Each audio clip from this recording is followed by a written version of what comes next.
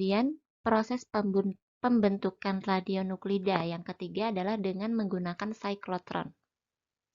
Jadi siklotron ini dapat diumpamakan seperti linear accelerator tetapi menggunakan sirkuit yang spiral seperti ini. Jadi sebelumnya kita ingat lagi ya, untuk membuat radionuklida kita harus melakukan proses yang terjadi pada suatu inti atom, bukan pada orbital elektron. Untuk menembus orbital elektron sehingga dia tidak berinteraksi dengan elektron-elektron, tetapi goalnya kita di sini untuk berinteraksi dengan inti.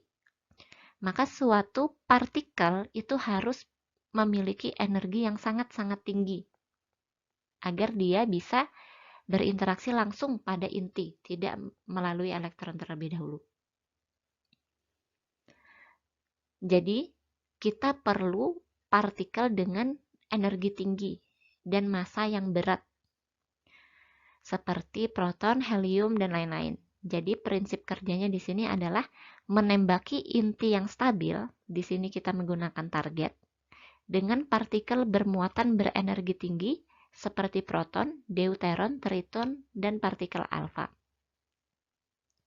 Jadi pada siklotron kita di sini memiliki inisial proton ya, proton awal yang memiliki energi rendah.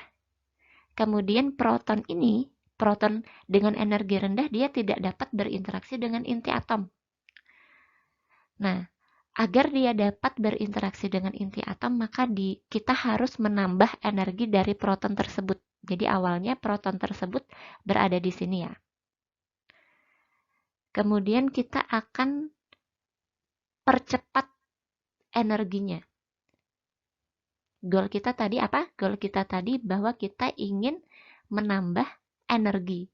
Caranya adalah dengan menggunakan rumus E sama dengan mc kuadrat, di mana M merupakan massa dan C merupakan kecepatan.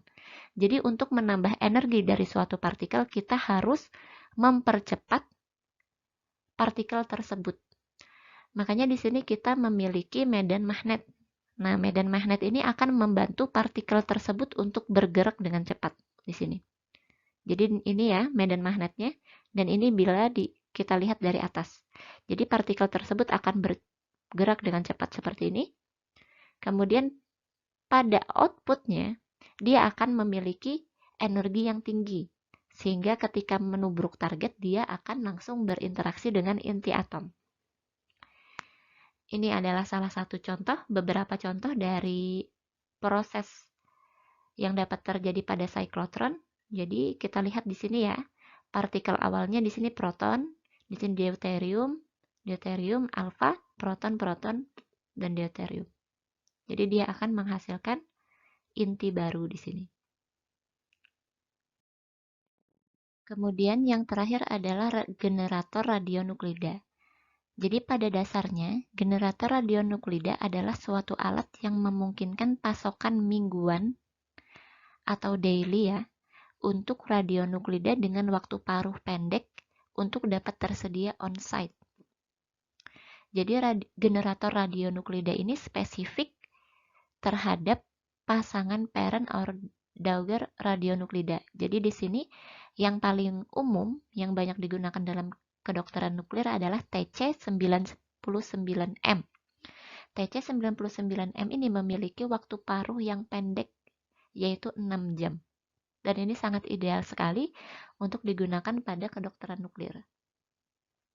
Jadi umumnya yang paling umum adalah generator molybdenum sebagai parent, kemudian sebagai daughter adalah TC99M. Jadi generator radionuklida ini bergantung pada waktu paruh masing-masing radionuklida. Jadi di sini pada generator di sini ada yang namanya milking di generator atau pemerahan ya. Jadi kita seperti memerah radionuklida tersebut. Atau di sini dikatakan ada pemisahan atau ekstraksi daughter dari parent yang dapat terjadi. Dagger di sini adalah Tc99M dari parent molybdenum. Begitu. Proses ekstraksi ini disebut dengan elusi. Oke, jadi di sini adalah beberapa generator spesifik terhadap elemen atau radionuklida yang dikehendaki. Di sini misalnya molybdenum Tc, molybdenum sebagai parent dan Tc sebagai Dagger, kemudian Rb, Kr, germanium Ja, dan lain-lain.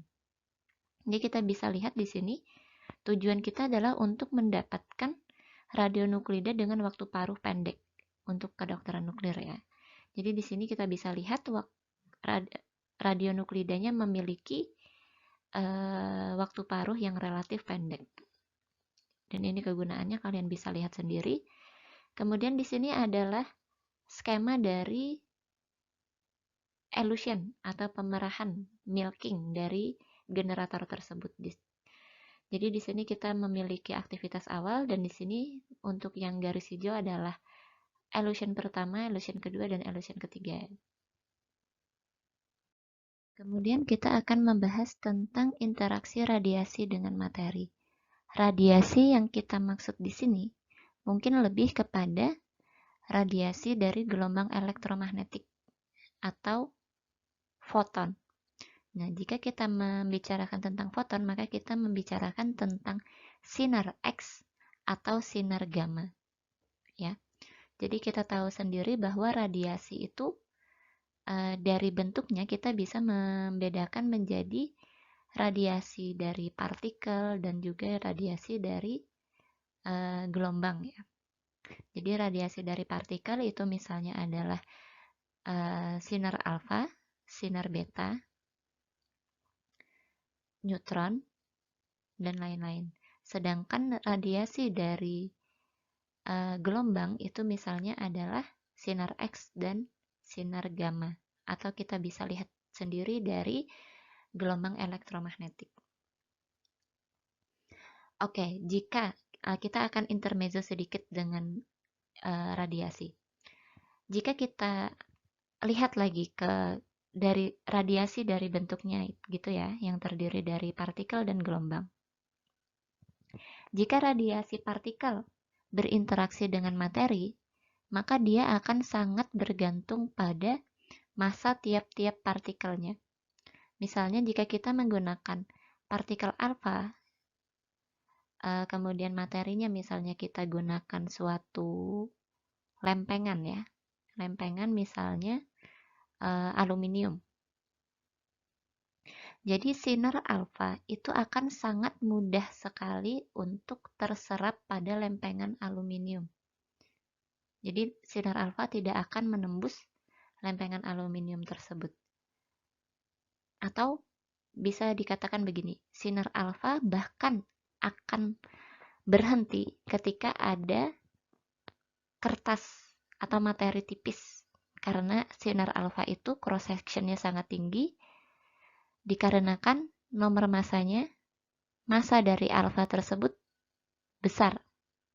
Sedangkan untuk sinar beta misalnya, beta kita tahu adalah elektron ya, itu dia akan menembus kertas tapi akan berhenti pada lempengan aluminium. Sedangkan untuk foton atau gelombang elektromagnetik, sinar X atau gamma, dia akan menembus lempengan aluminium. Oke, jadi di sini ada beberapa jenis interaksi ya. Interaksi foton dengan materi. Pertama adalah hamburan koheren, kedua efek fotolistrik, efek Compton, produksi pasangan, dan photodisintegration. Kelima interaksi ini sangat ditentukan oleh energi dari radiasi atau foton tersebut. Jadi hamburan koheren ini energinya paling kecil, semakin ke bawah itu adalah semakin besar energinya. Pertama untuk coherent scattering. Jadi coherent scattering ini terjadi pada foton dengan energi yang sangat rendah. Foton datang berinteraksi dengan suatu atom, menyebabkan atom tersebut tereksitasi, kemudian melepaskan energi yang sama dengan foton datang, tapi hanya berubah arah. Jadi kita lihat di sini ya, lambdanya itu segini ya. Dan ketika dia sudah berinteraksi dengan materi, dia akan lambdanya tetap berarti energinya tetap. Tapi dia akan di sini mengalami perubahan arah atau scattering. Coherence scattering ini tidak begitu berpengaruh dalam diagnostik atau terapi karena energinya yang terlalu kecil.